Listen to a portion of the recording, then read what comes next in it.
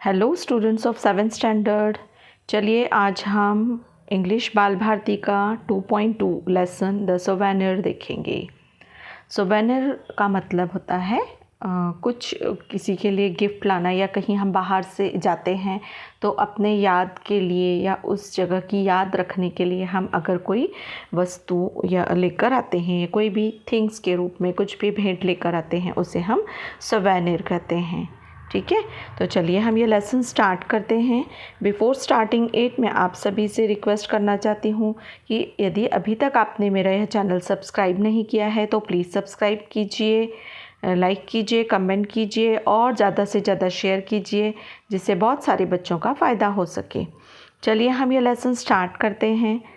देखिए, यह जो लेसन है ये एक छोटी सी मैं आपको स्टोरी के रूप में थोड़ा सा पहले समझा देती हूँ। यह स्टोरी है एक छोटी सी लड़की साइली के बारे में, जिसने अपनी एक ट्रिप कंप्लीट की है। कहाँ पर? स्पेस में, मून पर। ठीक है, उसके बारे में उसने क्या क्या एक्सपीरियंस किया, क्या क्या उसे अनुभव आए हैं, उस बारे में इसने यहाँ पे हमें बताया है। तो चलिए हम स्टार्ट करते हैं। यह एक स्टोरी है, बहुत सुंदर स्टोरी है। With the tip of her nose pressed to the window of the space shuttle, Siley sat gazing at the view outside for so long. Still, she didn't seem to be contented. देखिए, यह एक बच्ची है, साइली नाम की एक लड़की है, जिसने अपने एक विंडो में से, कौन सा विंडो है वो? स्पेस शटल का। उस पर अपनी नाक टिकाई है, उसकी विंडो पर, अपनी विंडो के कांच पर अपनी नाक की टिप है वो टिकाकर वह बाहर का पूरा दृश्य कंटिन्यू देखे जा रही है, लेकिन उसका मन थक ही नहीं रहा है, मतलब उसका मन भर नहीं रहा है ना। हम लोग जैसे हम लोग ट्रेन में जाते हैं तो हम लोग ट्रेन में से बाहर का व्यू देखते हैं, तो उस समय में बहुत उत्साह लगता है ना, हम बाहर झांकने लगते हैं। तो मम्मी क्या करती है, विंडो का कांच लगा देती है, फिर भी हम कांच में अपना पूरा मुँह ऐसा चिपका कर उसमें देखते हैं, चाहे वो नाक लग रही हो चाहे मुँह लग रहा है, लेकिन हम बाहर का व्यू देखते हैं ना। सेम उसी तरह यह साइली कर रही थी, लेकिन वो किस में बैठी हुई थी? वो स्पेस शटल में बैठी हुई थी। ठीक है, और वो बाहर का व्यू देख रही थी। She had read the description of this view several times before and had seen this scene on the video too. ऐसे तो उसने ये वाला जो डिस्क्रिप्शन है स्पेस के बारे में, स्पेस की यात्रा के बारे में जो भी डिस्क्रिप्शन है उसने बहुत बार देखा था, इवन उसने वीडियोस भी देखे थे, लेकिन फिर भी यह जो खुद से वो अनुभव कर रही थी वह तो एक अलग ही बात थी। बट दिस वॉज डिफरेंट, ये बहुत अलग बात थी। Reading the description was one thing, watching the pictures and videos captured by the camera was another, but getting an opportunity to view that amazing panorama with your own eyes, being present physically right in the midst of it, was indeed an out of the world experience. No matter how long she sat gazing, her awe and wonder did not seem to abate. देखो, वह जो है ना continue उस बाहर के scene को space shuttle में से देखती जा रही थी, लेकिन उसका मन नहीं भर रहा था, उसका ध्यान नहीं हट रहा था। ऐसे तो उसे पता था कि हम इनके पिक्चर्स देखते हैं, स्पेस के पिक्चर्स देखते हैं, वीडियोस देखते हैं, कैमरास से निकाली हुई जो पिक्चर्स है वो देखते हैं, उन सब से भी अलग एक अनुभव जो वह खुद से देख रही थी, वह एक अलग ही अनुभव था। और वह क्योंकि उसे एक अपॉर्चुनिटी मिली थी, एक समय, एक ऐसा समय मिला था कि जहाँ वह खुद से इस पूरे व्यू को खुद से देख सके। और वो बाहर का जो पैनोरामा था, पैनोरामा मतलब बहुत बोल्ड रूप में हमें पूरी तरह से वह दृश्य अच्छी तरह से दिखना, बड़े तौर पे दिखना, तो उससे देखने में एक अलग ही मज़ा था। तो वह क्या अनुभव कर रही थी कि यह तो एक out of the world experience है, मतलब जो हमें कभी अनुभव में नहीं आया है, ऐसा एक एक्सपीरियंस है, ऐसा उसे लग रहा था। No matter how long she sat gazing, क्या पता कितनी देर तक वह देखती ही रही। Her awe and wonder did not seem to abate, उसका जो अंदर की उत्सुकता थी और आश्चर्य था वो ख़त्म होने का नाम ही नहीं ले रहा था। अबेट मीन्स ख़त्म ना होना। The earth gradually appeared to get smaller and smaller in the sky. अभी देखो, आकाश में से अर्थ एकदम छोटी छोटी दिख रही थी। The azure blue sky was now looking jet black, और जो ब्लू स्काई था वो एकदम ब्लैक स्काई के रूप में दिखाई दे रहा था। The clouds had disappeared, the stars were shining bright, और जो क्लाउड्स थे ना, जो बादल थे, वो बिल्कुल अदृश्य हो चुके थे और स्टार्स शाइन कर रहे थे, बहुत चमक रहे थे। This trip to the moon was exorbitantly expensive, but still Saily's mother had sent her on the trip. देखिए, ये मून की ट्रिप थी। साइली कहाँ जा रही थी? मून पे जा रही थी। अभी हमारे स्कूल में अगर कोई ट्रिप होती है तो हमारी मम्मी मोस्टली हमें नियर बाय जगह पर ही भेजती है ना, लेकिन यह जो ट्रिप है ना साइली की, वह तो मून पे थी। भाई ऐसी जो ट्रिप है वो तो हम कहाँ अनुभव कर सकते हैं? फ्यूचर में। अभी हो सकती है क्या ऐसी ट्रिप?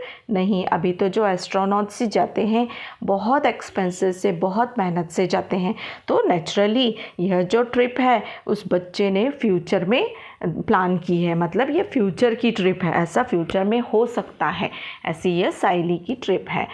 सो ये जो ट्रिप थी बहुत एक्सपेंसिव थी, फिर भी मदर ने उससे, साइली की मदर ने उसे भेजा था। In our childhood, we could not even think of such long distance trips. The longest trip means going to Europe. If you are getting this opportunity, make the most of it, said mummy. अब mummy क्या बोल रही है? भाई हम जब छोटे थे तब हमारी लॉन्ग डिस्टेंस की ट्रिप्स तो यूरोप तक होती थी, है ना, लेकिन अभी अगर तुम्हें अपॉर्चुनिटी मिल रही है तो तुम उसका फ़ायदा ज़रूर लो। देखिए मम्मी भी कितनी फ्यूचरिस्टिक है कि उसकी मम्मी की ट्रिप कहाँ है? यूरोप तक, है ना। और अभी तक हम लोग गए हैं क्या इतनी लॉन्ग ट्रिप? हमारे स्कूल ने अरेंज की है क्या? नहीं भाई, अभी तक तो नहीं की है। हम लोग ज़्यादा से ज़्यादा अपनी ही कंट्री में लॉन्ग ट्रिप्स कर सकते हैं स्कूल्स की, है ना, लेकिन ये साइली की ट्रिप और साइली की मम्मी की ट्रिप जो है बहुत फ्यूचरिस्टिक है। Oh mummy, Neha's grandmother was saying that in their childhood the longest trip for school children used to be only up to Delhi और कोलकाता। देखिए साइली क्या बोल रही है कि नेहा की ग्रैंडमदर बोल रही थी कि जब वो छोटे थे तब उनकी लॉन्गेस्ट ट्रिप कहाँ पर होती थी? दिल्ली या कोलकाता में होती थी। इट सीम्स सो फ़नी, लेकिन मुझे तो ये बहुत फ़नी लग रहा है मम्मी। Isn't it? आपको नहीं लग रहा है? सेड साइली लॉफिंग, और साइली हंसती है। Remembering the incident made her loaf even now, और उस इंसिडेंट को याद करके उसे अभी भी हंसी आ रही है। देखिए लॉन्ग ट्रिप जो उसकी फ्रेंड की ग्रैंडमा की थी वो कहाँ थी? दिल्ली और कोलकाता में। भाई आज हम लोग भी यही ट्रिप प्लान कर सकते हैं, है ना। लॉन्ग ट्रिप हमारे जो पेरेंट्स भेजेंगे in near by distance places पर ये भेजेंगे। इतनी लॉन्ग ट्रिप जैसे साइली जा रही है अभी हम कल्पना नहीं कर सकते। Now the shuttle was getting closer and closer to the moon. अब जो शटल था वो मून के क्लोज जा रहा था। Then it started orbiting the moon. उसके बाद उसने मून को ऑर्बिट करना शुरू कर दिया, मतलब मून के आसपास चारों ओर चक्कर लगाना शुरू कर दिया। In every 32 minutes the shuttle completed one revolution round the moon. हर एक 32 मिनट्स में जो शटल था वह मून का एक रिवॉल्यूशन कंप्लीट कर रहा था। Light and darkness followed each other in quick succession, और लाइट और डार्क जो है वो एक दूसरे से फटाफट फॉलो कर रहे थे, एक दूसरे को फॉलो कर रहे थे। फटाफट लाइट आ रही थी, फटाफट डार्कनेस आ रहा था। The dome shaped settlements on the moon which resembled the igloos of the Eskimos were now visible. और अब जैसे ऑर्बिट करता करता वो जा रहा था मून के नियर शटल, तब क्या दिख रहा था कि जो डोम शेप सेटलमेंट्स थे वहाँ पे, डोम के शेप के, जैसे इग्लू होता है ना, उल्टा हमने अगर रख दिया कोई पतीला वगैरह गोल शेप का, पीछे से जो गोल शेप का होता है, उस तरह के डोम शेप सेटलमेंट्स, जैसे एस्कीमोस होते हैं, इग्लूज होते हैं ना, एस्कीमो लोगों के इग्लूज जो होते हैं, उस तरह के जो सेटलमेंट्स थे वहाँ पर दिख रहे थे। After some time, Saily's shuttle made a slow, measured and safe landing on the moon. और थोड़े समय के बाद साइली का जो शटल था वो स्लो हुआ और वहाँ पे मून पर उसने सेफ लैंडिंग की, मतलब वहाँ पर उतरा वो।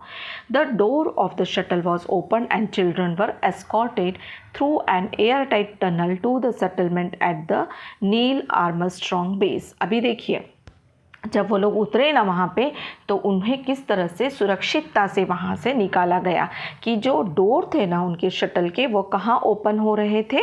एक एयर टाइट टनल में। एयर टाइट टनल मतलब एक बड़ा सा टनल बनाया गया था, और वो कहाँ जा रहा था वो टनल? जिसे नील आर्मस्ट्रॉन्ग बेस था, उस वहाँ पर जा रहा था, मतलब उस सेटलमेंट की ओर वह टनल जा रहा था। The receptionist at the entrance to the base gave some instructions at very outset.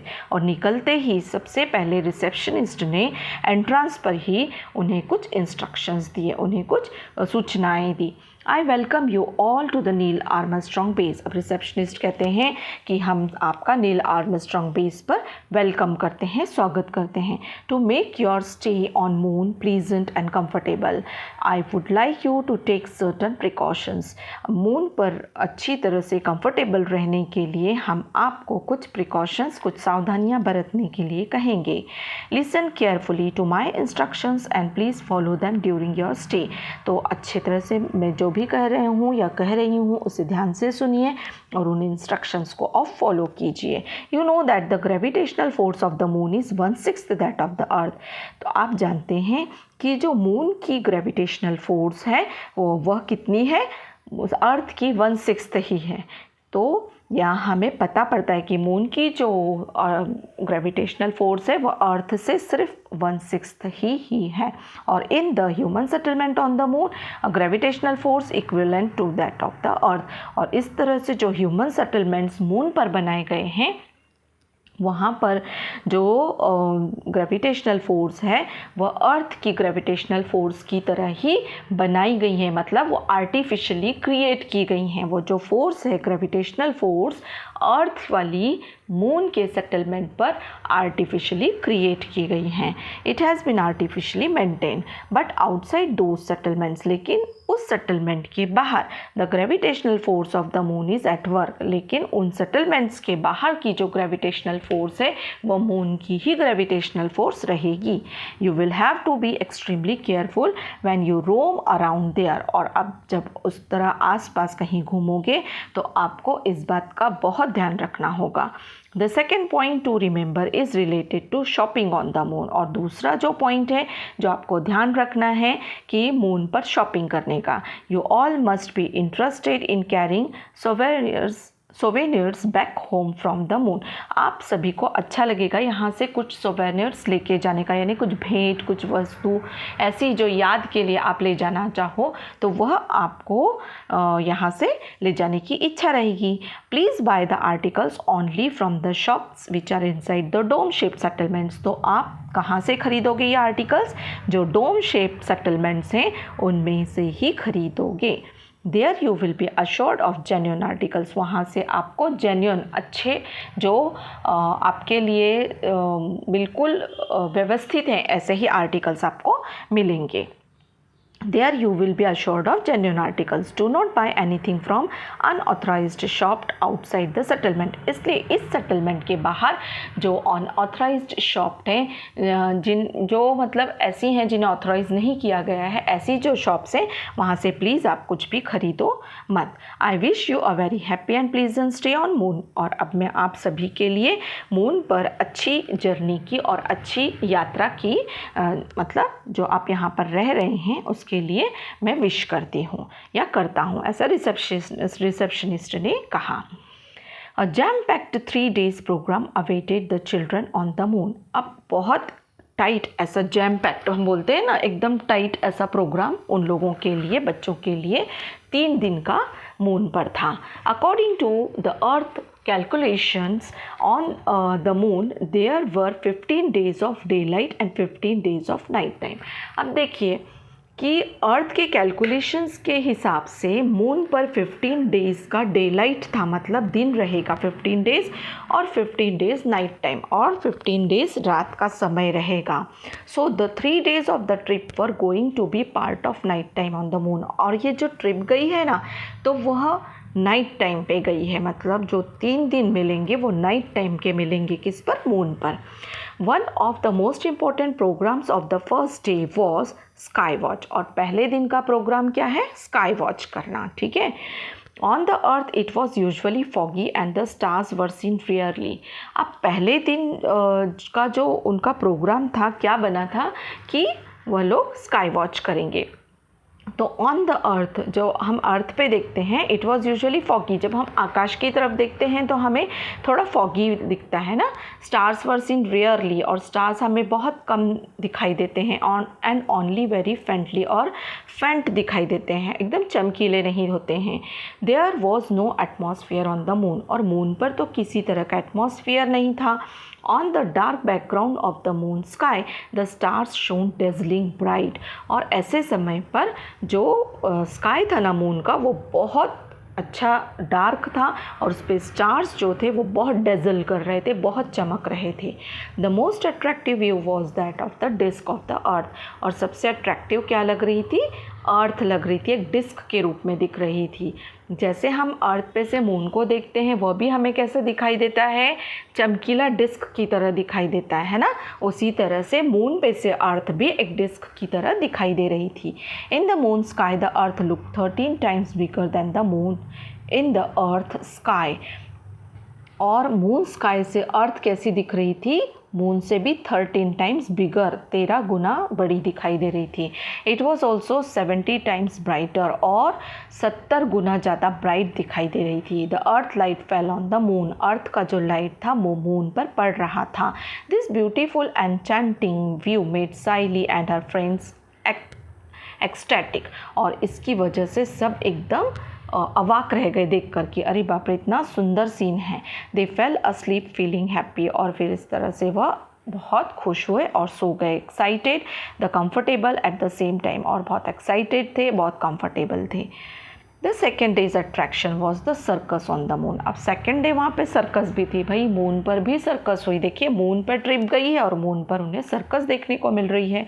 One unique feature of the circus was the sitting arrangement, और वहाँ पे सबसे यूनिक फीचर, सबसे अलग सा एक कैरेक्टरिस्टिक दिखाई दिया उन्हें सर्कस का, कि sitting arrangement. The spectators were made to sit in the tent and the circus was going on outside. एक टेंट था जिसमें स्पेक्टेटर्स मतलब देखने वाले सारे बैठे हुए थे, और सर्कस बाहर साइड था। High jumps and long jumps were the special attractions. अब वहाँ पे हाई जंप और लॉन्ग जंप जो था वो सबसे बड़ा अट्रैक्शन था। One gymnast jumped 27 metres high, और एक जिमनास्ट ने तो इतनी ऊंची जो जंप लगाई, कितना कि 7 मीटर्स हाई इतना जंप किया। On both the days, besides the main attractions, much time was reserved for visiting the various settlements there. और दोनों दिन उनको मेन अट्रैक्शन था कि उनके लिए विजिटिंग टाइम था अदर सेटलमेंट्स के लिए। It was expected that the students should spend some time for self study, और एक बार यह भी अपेक्षा थी वहाँ पर कि बच्चों ने सेल्फ स्टडी भी करना है, और इसलिए उन्होंने थोड़ा टाइम उसे भी देना है। The teacher had assign them the task of writing an essay on how they spend their time on the moon, और टीचर ने उन्हें टास्क दिया कि उन्हें निबंध लिखना है, ऐसे लिखना है कि उन्होंने मून पर टाइम किस तरह स्पेंड किया। विच प्लेसेस दे विजिटेड, किस जगह पर वे गए। व्हाट दे ऑब्जर्व्ड एट्सेट्रा, और उन्होंने क्या ऑब्जर्व किया, क्या वहाँ पर ऑब्जर्वेशंस किए। Saili and her friends had travelled far and wide and had done a lot of sight seeing. Saili और उसके जो फ्रेंड्स थे वो बहुत लंबी दूर तक गए और उन्होंने वहाँ पर बहुत सारे दृश्य देखे। On the third day their teacher took them to a place of historical importance. तीसरे दिन उनकी जो टीचर थी वो उनको एक ऐसी जगह ले गई जिसका बहुत ऐतिहासिक महत्व था। 100 years ago Neil Armstrong had landed at this place, मतलब 100 साल पहले नील आर्मस्ट्रॉन्ग जो थे वहाँ पर गए थे। Everyone was looking forward to this visit to the historical monument. It was the oldest place in the history of the man on the moon. तो यह जो हिस्टोरिकल प्लेस थी वहाँ पे जहाँ पर नील आर्मस्ट्रॉन्ग गए थे, वह उस जगह को जो है एक हिस्टोरिकल मॉन्यूमेंट के रूप में देखा जा रहा था। The first footprint of Neil Armstrong was preserved on the moon land, और वहाँ पे नील आर्मस्ट्रॉन्ग का जो फुटप्रिंट था वो प्रिजर्व करके रखा गया था।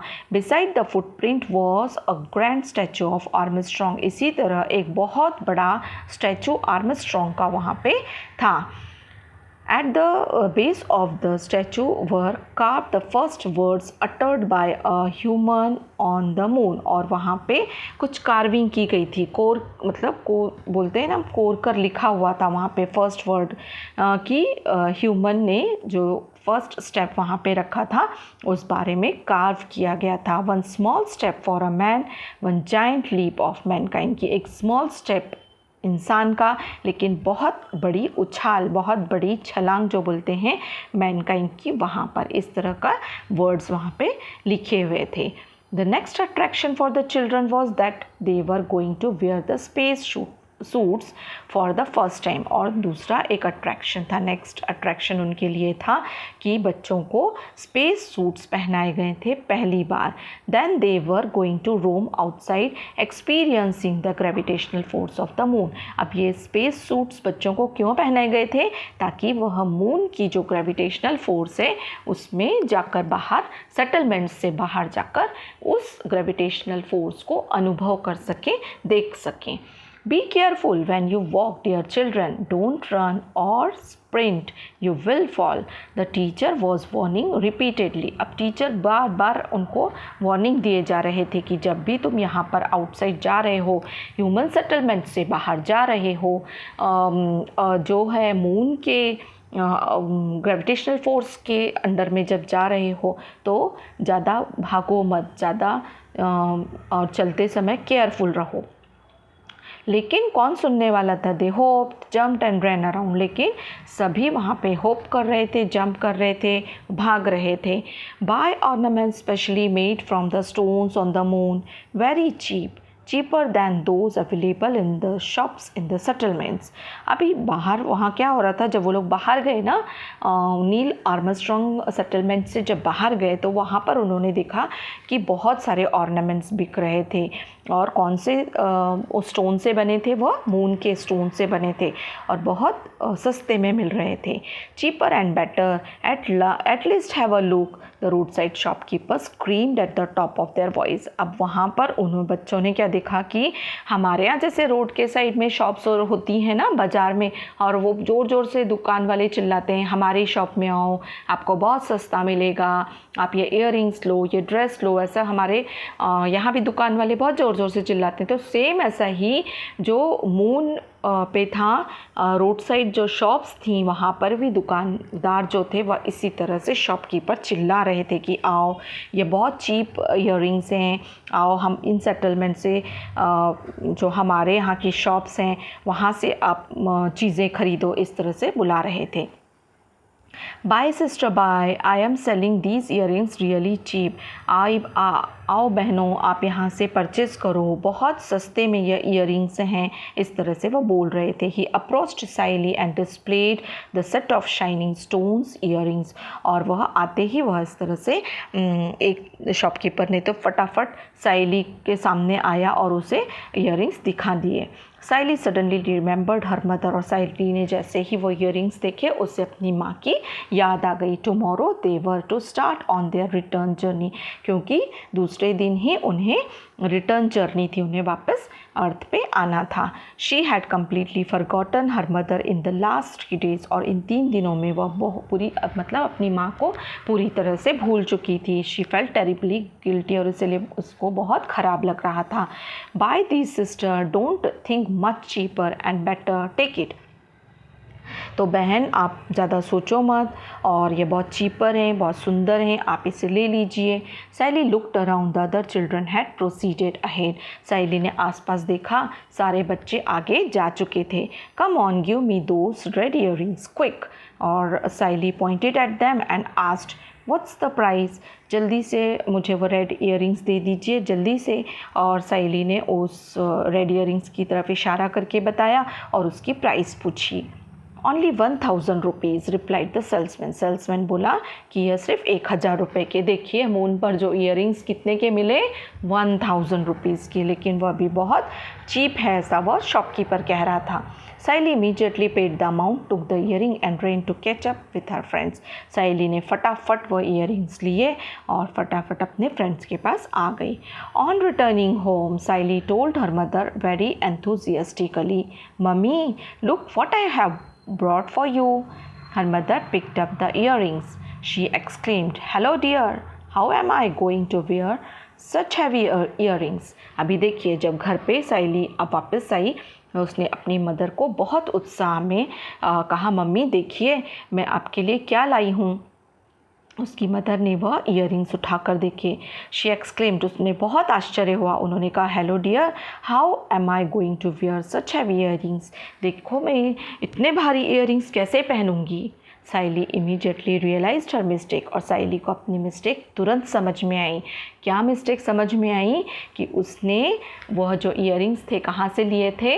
आउटसाइड शॉप्स से लिए थे, है ना, जो सेटलमेंट के बाहर शॉप्स थी। और वहाँ पे रिसेप्शनिस्ट ने उन्हें क्या कहा था कि आउटसाइड जो शॉप्स हैं उनसे कुछ भी मत खरीदना, क्योंकि वह क्या रहेंगे, वह तुम्हारे लायक नहीं रहेंगे, ठीक है ना। तो उसने क्या किया था, साइली ने वो इयररिंग्स ले तो लिए थे, लेकिन वह जो मून के ग्रेविटेशनल फोर्स के अकॉर्डिंग थे, और अब वो कहाँ आ चुकी थी? अर्थ पे। इसलिए वहाँ के जो इयररिंग्स थे अब यहाँ पर वह बहुत हैवी लग रहे थे। साइली इमीडिएटली रियलाइज्ड हर मिस्टेक, और साइली को अपनी मिस्टेक एकदम समझ में आ गई है। Saili had purchased the earrings in the field of the moon's gravity, क्योंकि साइली ने वो इयररिंग्स मून की जो ग्रेविटी थी उसमें परचेस किए थे। समझ में आया? तो ये बहुत सुंदर स्टोरी है, और यह ट्रांसलेट हुई है स्टोरी। नाम था भेंट, और जिसे लक्ष्मण लोंढे इन्होंने लिखा था।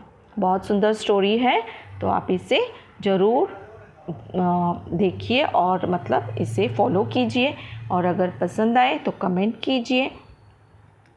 चलिए नेक्स्ट वीडियो में आपको इसके क्वेश्चन आंसर्स दूंगी। Thank you.